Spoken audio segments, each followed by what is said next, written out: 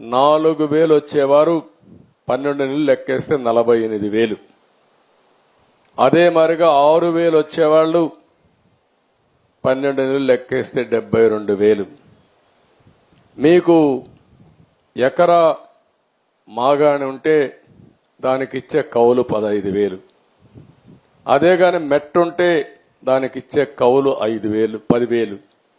అంటే ఈరోజు మీరు గుర్తుపెట్టుకోవాల్సింది దగ్గర 3 ఎకరాలు మాగాని ఉన్నంత వరకు భరోసా ఎట్లుంటుందో, లేకపోతే 7 ఎకరాలు మెట్ట భరోసా ఎంత ఉంటుందో అంత ఆర్థిక సహాయం నేను ఇచ్చిన భరోసా అని చెప్పి కూడా నేను మీకు తెలియజేస్తున్నా. వారితో సమానంగా మీకు ఆదాయం వచ్చే విధంగా చేశాం.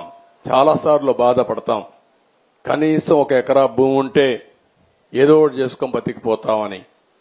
ఇంకొక పక్కన ఎవరన్నా ఒక యాక్సిడెంట్ అయ్యి మంచానికే పరిమితం అయిపోతే, అనారోగ్యం వచ్చి మంచానికే పరిమితం చాలా మందిని చూశాను.